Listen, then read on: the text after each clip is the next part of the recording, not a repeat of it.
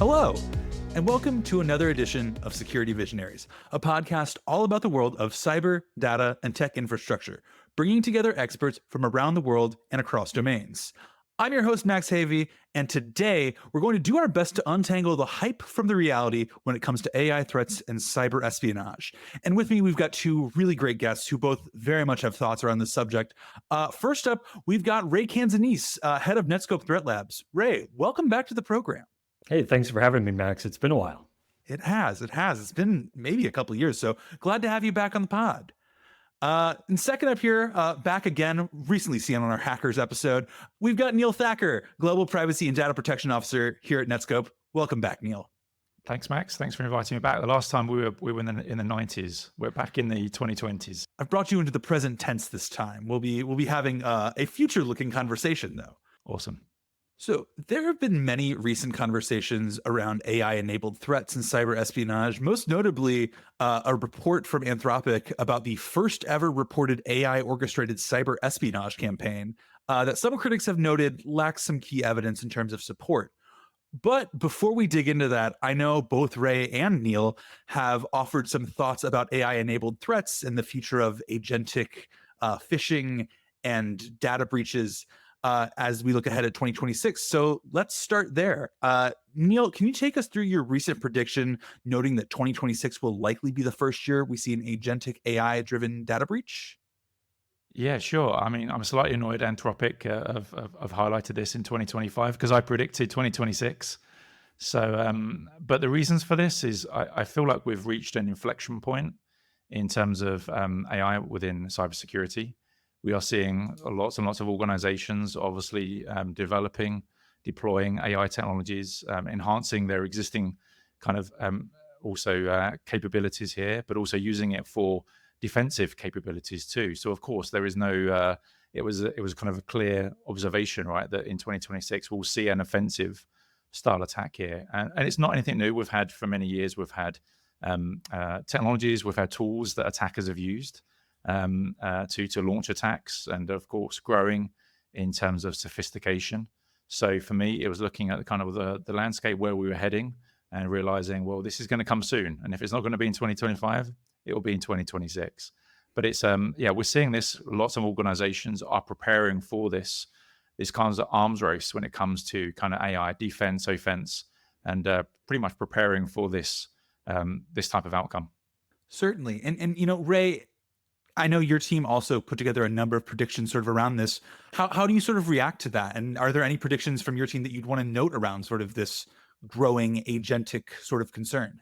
Yeah, I think similar to Neil, we had predictions on sort of both sides of this, right? On one side, attackers are using the technology to amplify attacks, right? Or to streamline attacks. And the risks there are like, number one, it gets a little bit faster and more accessible to develop an attack. And then number two is that it's really good at certain things, right? Like if I wanted to make a fake video of you, Max, trying to convince somebody to divulge their password or something else, that would be pretty easy to do, right, with today's technology. And so we are predicting, right, to see upticks in social engineering and phishing. And on the other end, right, as organizations adopt more of these technologies and maybe don't follow best practices, or maybe there's some emergent risk that nobody really thought about, that increases risks of breaches happening there as well, right? So it's not just, when we talk about AI security, it's not just about, well, let's keep it out of the hands of the hackers, right? But it's also, well, let's make sure when we use it safely and responsibly. Very much kind of a double-edged sword there. It is the protection side, but also the using this and enabling folks to use it in a way that is secure and isn't accidentally leaking stuff in the process. You know, with all that in mind, going back to the Anthropic report, you know, from your views, why was this report, you know, lacking so much of the usual and useful data that these sorts of reports include, and, you know, that sort of enables others to learn from it when it comes to like such a huge thing like the first ever AI enabled cyber espionage event like this? I think the short answer is because you don't need more details for marketing, right? For the marketing, you got to talk about how powerful your product was, and you got to talk about how responsible you were being in wielding that power, right? So, it makes sense from a marketing standpoint, right? And so if something like this happens and you are, actually interrupting an attack, it makes sense you would want to push that out immediately, right? It's going to make everybody working for you feel good, and you're going to have a bunch of people doing podcasts talking about it, right? Really good marketing. Being maybe even a little bit more cynical, I think that if you are a first mover in a space where you've developed quite awesome technology, and you go around saying, "Hey, what we built here is really dangerous." So you really shouldn't let other people build what we built, because you wouldn't trust them with it. But you can trust us because you can see we are here doing the right thing, right? So that's a little bit more cynical, saying maybe it's a little bit more than marketing. Maybe it's a little bit, smart business savvy of talking about how maybe more companies should be allowed to do the same thing. Certainly. Well, and I mean, I think that's kind of the interesting thing there is that there's so much potential as it relates to AI, and it's always been sort of seen as this black box for a lot of folks, especially for people who are, a little bit more trepidatious about diving in head first with it like this. Do you guys have a hunch as to how accurate this sort of claim is? Like, it's good for marketing. It's good for showing how powerful this technology can be. But like, how reliable do we think this is? As an actual attack or something like this. Yeah, I mean, it wasn't necessarily unique. I mean, if you look at the style of the attack that occurred, it was the same kind of pattern that many attackers have been following for years, right? So it's not anything novel, it's not anything unique. So I think again, from sharing this information, obviously this happened, but there's nothing amazing to learn from this. The type of attack, anyway. I think the exciting part, the unique part, is that this was fully orchestrated by an AI agent, right? So it's learned well from from humans in terms of acting on these principles. And if you look at this, right, it followed a very similar pattern. It did the reconnaissance, it did the attack surface mapping, it went through, found the vulnerabilities, it then did some credential harvesting, and then went through the final stage of data collection. So we've been following that same pattern for years. I mean, I guess the really exciting thing is if it would have found a new way of doing this without going through so many steps, perhaps. But we're not quite there yet, right, in terms of learning from this. So yeah, that's kind of how I see this. So again, I believe that this happened. I think again, to Ray's point, it was it something that they gave us new information? No, it was again a great write up, a great story to tell. Which, by the way, storytelling is good.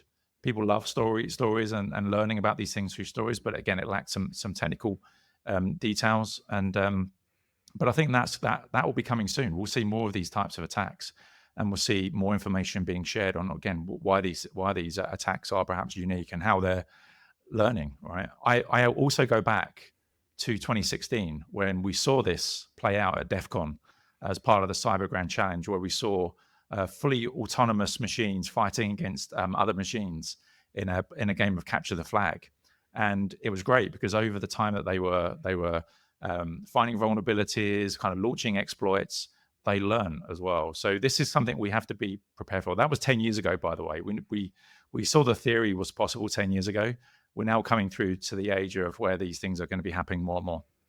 Yeah, and I think that's a good point, Neil, right? About we totally believe that they detected something. And I think one of the reasons is because a lot of us working in cybersecurity have been using these tools to do exactly that kind of stuff from a red team perspective for a while, right? Like we've known this is possible. So, of course, you would see more and more of it happen. And it seems in this case, they found somebody doing it and they believed they were doing it with ill intentions, right? Was it a Chinese APT group?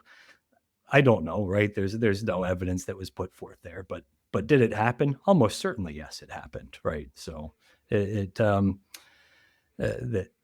questions there around maybe the details, right? Not around the concept and whether or not they found the abuse and stopped the abuse. If there are future attacks like this that are reported, what are some of those key details that you would want to see in a report like this that would make this, be a better thing that folks could learn from looking ahead? Yeah, I think obviously the more technical detail, the details around how the attack, if it was successful, how it was successful, what was the target, what was the exploit, etc. One thing I did actually love from the report was use of new terms, which I don't know, they have been used in the past, but there's been a focus on this, right? The speed of exploit, my new favorite phrase, the operational tempo of the of the attack. It was clear that they again through the research that they identified that this was not possible for a human to do. Therefore, it must be an AI agent doing this. So again, speed, fast exploitation, the ability to use again additional types of vulnerability scanning, and all these kind of things. So that's kind of what I'd be looking at also in future. There is kind of I guess what we're talking about here. There is perhaps some unique details that we can start determining and identifying, right? And putting some form of attribution, which is always difficult in terms of attacks. Again, can we identify this as being again human or machine-led attack? Is that important? I mean, that's the other question we need to be asking now. Do we need to know if this is again machine or human? So yeah, this is kind of where we need to start looking at. This is what we need, I guess, in future reports. Those ways of better identifying again the new tactics, techniques, etc., being used by again autonomous tools. And one of the things I think, when you write a report like this and you're trying to help others, right, you need to share enough details, right, that other people, in the same boat as you, right, would be able to take that intel and do something about it, right? So in this case, if you believe, right, that it was an ATP group attacking your service, you're not the only ones out there hosting LLMs and allowing people to interact with them, right? So there's a whole industry out there that would love to know what those TTPs are, so they can start looking for the same on their services, right? Blocking certain behaviors. That's the kind of stuff, right, that I think that that you'll expect to see more and more in these types of reports. Certainly. And it also sort of begs a question, seeing this report coming from such a big AI provider.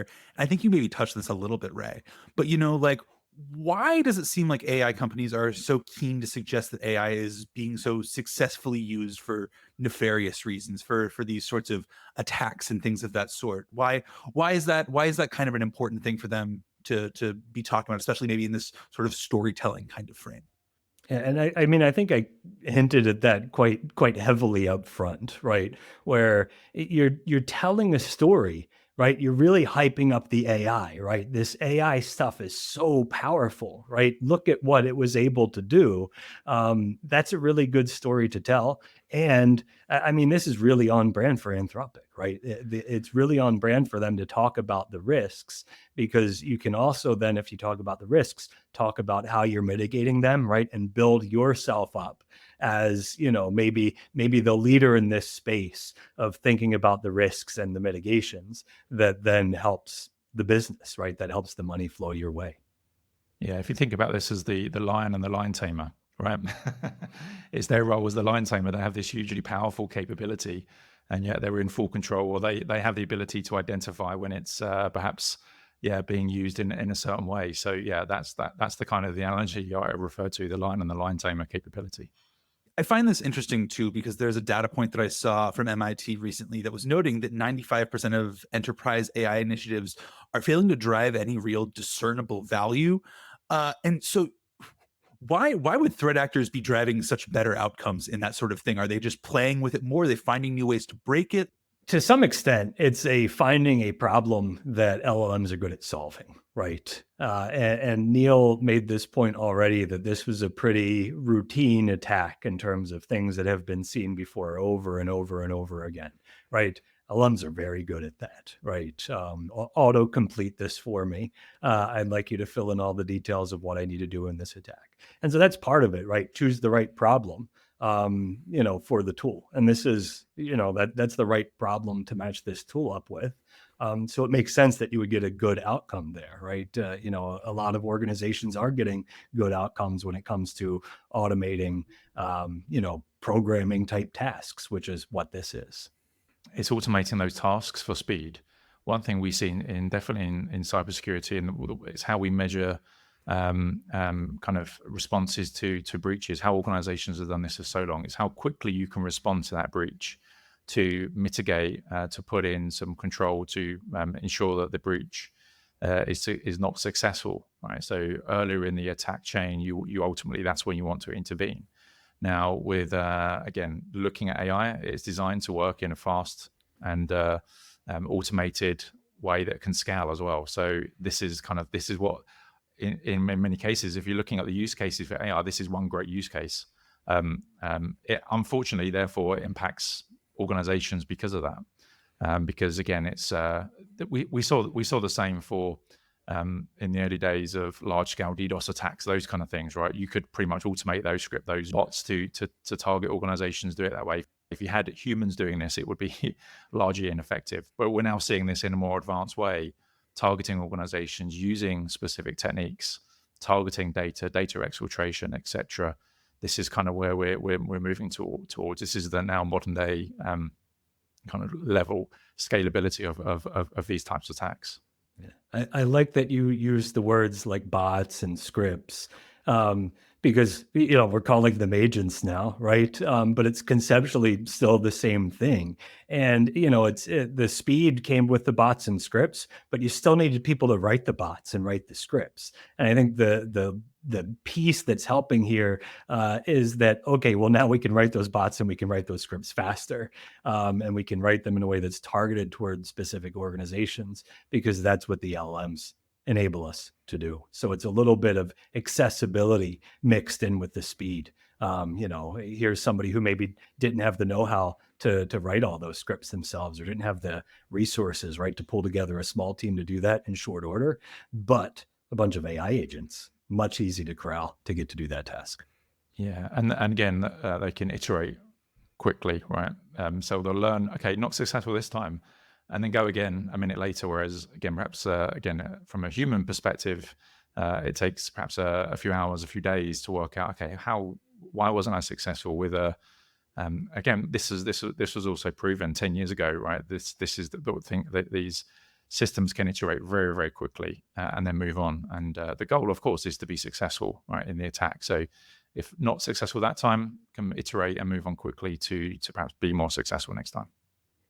Well, it's also interesting to hear a rejoinder that you guys kind of keep coming back to is the notion that like none of this is particularly new. It's all stuff that we've been kind of aware of for a time, or techniques that have been happening for a bit now, and that AI has just sort of made it more accessible. It's taking some of the barriers out, for lack of a better term, for the bad guys, for your threat actors and those sorts of things.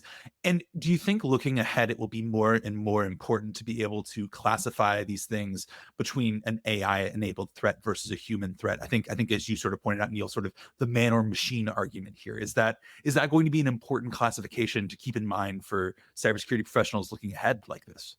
Yes, I think so. Because of the types of attack that you may see. So an external party, I don't think it matters too much. But when it's inside your organization and it's your AI agent, then definitely you need to know that it was your AI agent that did this. So that's the other thing, is that we've always treated kind of attacks from an external threat actor or an internal threat actor perspective.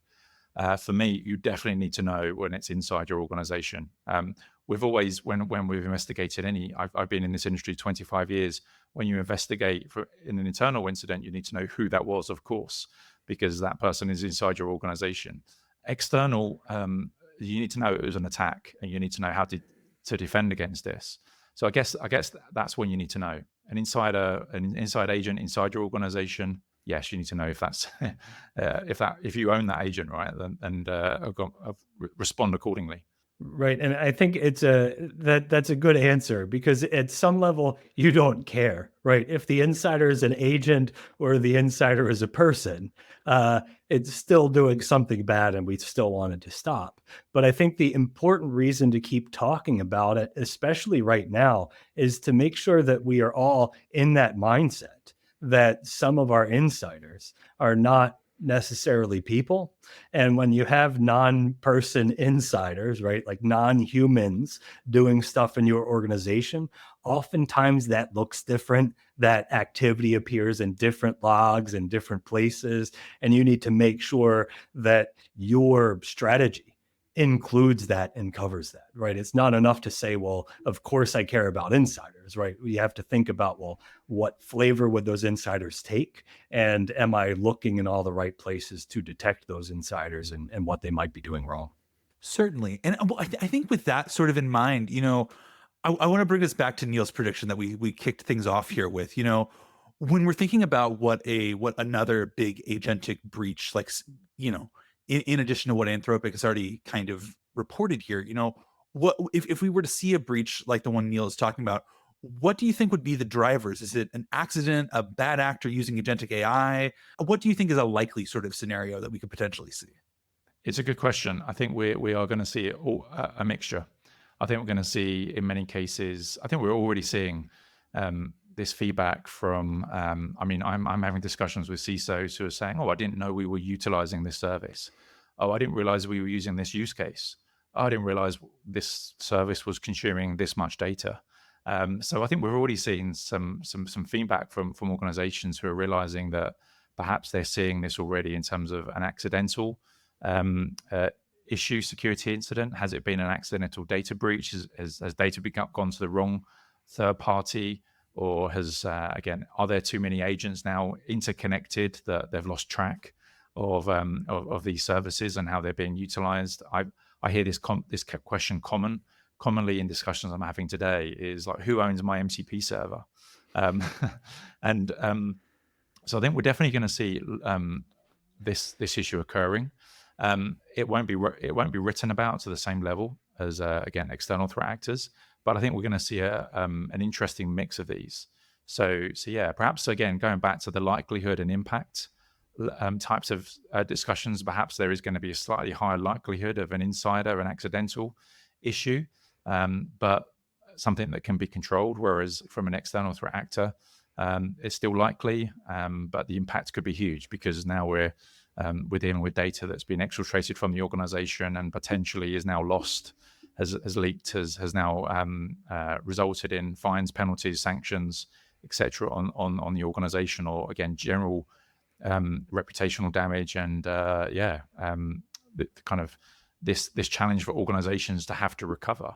So yeah, I think there's going to be a mix moving forward, but it's something we have to watch for. We have to look at the metrics in terms of how we're going to see this moving forward. I think we've always needed to look at countering any threat with a series of, again, controls, recommendations, etc., that we can implement. And I think for us as kind of for any organization out there today, they need to be looking at both capabilities here, the insider and the external actor.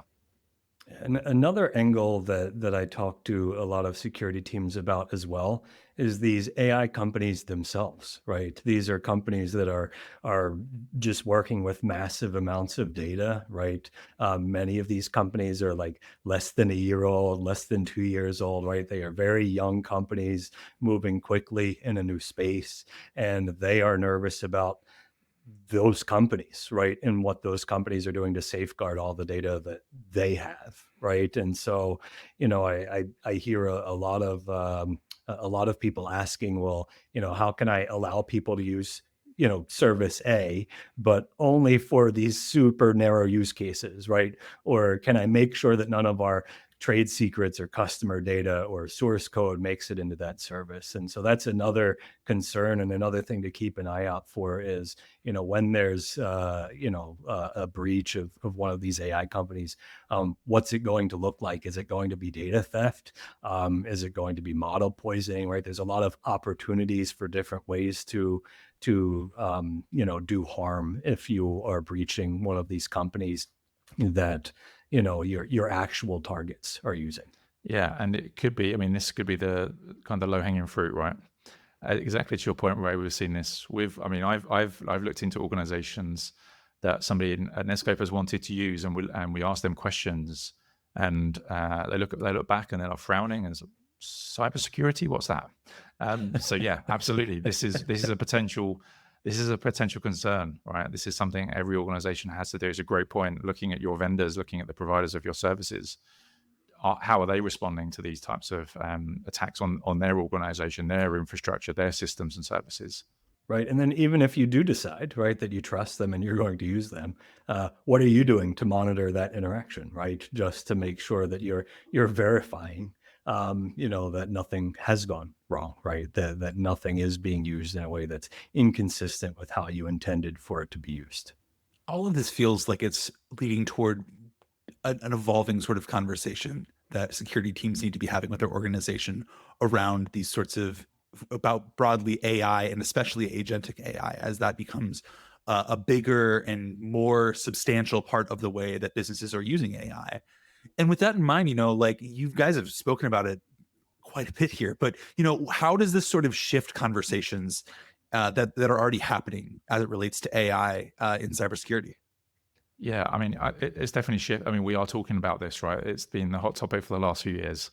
And we're now at this, as I said at the beginning, this tipping point, inflection point where organizations now realizing, again, there are obviously mixed reports about organizations not seeing immense value, but yet every organization is using some form of AI, even if it's, again, Gen AI capabilities and these kind of things. But most organizations are investing heavily in these services to better, again, automate many of their workflows and some of their business operations. So we are seeing it. This is in organizations today. And I think, again, it's how organizations are now responding. We had the same with the cloud. We had the same with cloud. Cloud didn't necessarily creep up on organizations, but people were aware of it. But then there was this explosion. Everyone was now using SaaS and public cloud services. And even I go back to the kind of, if I can go back to the 90s when we had the internet, again, the same kind of thing. It kind of crept in slowly, and all of a sudden, everyone was utilizing services on the internet. So we are at that point in time now where, again, I would say there's a high percentage of people in organizations using a form of AI. So yeah, it's how we start preparing for that. Going back to Ray's point, the discussions are now, do we have an application, an AI inventory of our AI services? How have we reviewed those services? How are we controlling? So, for instance, we have a common one where we have an AI asset inventory. And we map that to our data asset inventory, and we understand what data is going to that AI service. And if we see an anomaly there, that we have to step in and block that anomaly, right? So that's kind of how I'm seeing this evolution happening in organizations today. Yeah, and I'd say that a good sign that I've noticed recently is, obviously we've been talking about this a lot for a few years, and I've had questions coming to me from security teams, and they'll ask me like, hey, how do I secure my agentic AI deployments in Bedrock? And I'll say, oh, cool. Can you tell me more about how you're using it? And they're like, well, we're not using it yet. We're just thinking about that's obviously the direction that things are going. We're trying it out, and we want to think about security. And I'm impressed. I'm happy, right? This is the way I hoped this would be going, is that we've been talking about it enough that people are aware of it, that they're asking these questions before they get too deep into this process, so that they can go in a little bit more prepared than perhaps they did for the initial, AI chatbot craze, right? Where people just started using it overnight and you were playing catch up from the beginning. Absolutely. And kind of coming to the end of our conversation here, I want to get a sense from you guys and, what can organizations do to start containing these sorts of sprawling risks now, to start sort of having these conversations? What's a piece of advice you would give to organizations that are looking to better secure this, looking ahead, as will continue to be a conversation and a threat that they have to deal with?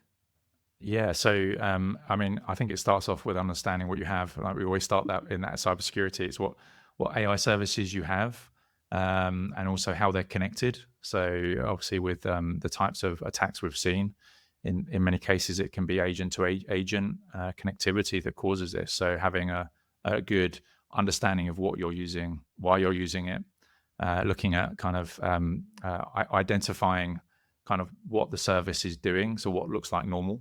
And then adding some controls in there. So looking at isolating if you see unusual activity, having the ability to, of course, also make sure you're separating your platforms and your services, so that again, if an AI agent has access to some of your non-production environments, like going back to Ray's point, for testing, for experimentation, that it also doesn't have access to your production environment, or can't escalate its privileges to that production environment. So looking at ways of separations there. But I think what we'll see is 2026, we'll see a huge increase in the use of organizations bringing in things such as AI gateways to better identify the use of AI in their organization, and how services are being connected, and putting in those guardrails, and applying the appropriate levels of kind of technical controls around this. This is what I'm part of my prediction was, yes, we are going to see this a significant breach that's going to make headline news. But yeah, the response will be, right now, it's a case of we have that justification to go and invest and bring in these capabilities to better defend our organization against this. So that's what I'm expecting to see around these new risks that we have to deal with, even though they may be based on the old form of risks and the old form of tactics and techniques. We have to respond, I guess, like for like. We have to respond with technology to counter these growing fast autonomous threats as well. Yeah, I totally agree. Everything starts with visibility. When you start looking to see what you have visibility into, you often start finding out where you have blind spots in your visibility as well, right? And that gives you a good strategy for where you need to do more, right? And the thing to keep in mind, as you're looking into a problem like this is that dangerous blend of like things happening on endpoints, things happening in the cloud, human identities, non-human identities, all these things working together, right? And so you find out what you're using, start mapping that out, and start looking to see where your blind spots are, where you can get MCP gateways, AI gateways, cloud logs, anything that's going to help you solve those visibility gaps. I think that's a great place for us to stop, guys. And, Neil, thank you so much for joining us here. You had a lot of great perspective to offer, especially as you were, one of the impetuses for this episode, predicting the first agentic AI-driven cyber data breach in 2026. So thank you so much for joining us. Yeah, sure, no problem. Yeah, it was great to speak to you again, Max and Ray. And I'm sure we'll be talking a lot more about this in 2026 also. Almost certainly. And Ray, thank you so much as always for bringing some great threat expertise. I know you've worked on many a threat report and written about many a threat, so you offered tons of great perspective here. And I'm sure you'll have more to say as things kind of develop here. Yeah, thanks for having me, Max. Look forward to the next one. Absolutely. And with that, you've been listening to the Security Visionaries podcast, and I've been your host, Max Havey. If you've enjoyed this episode, share it with a friend, and be sure to subscribe to Security Visionaries on your favorite podcast platform, whether that's Apple Podcasts, Spotify, or our spiffy new videos over on YouTube. There you can check out our back catalog of episodes and check out new ones publishing every other week, hosted either by me or my wonderful co-hosts, Emily Wearmouth and Bailey Pop. And with that, we will catch you on the next episode.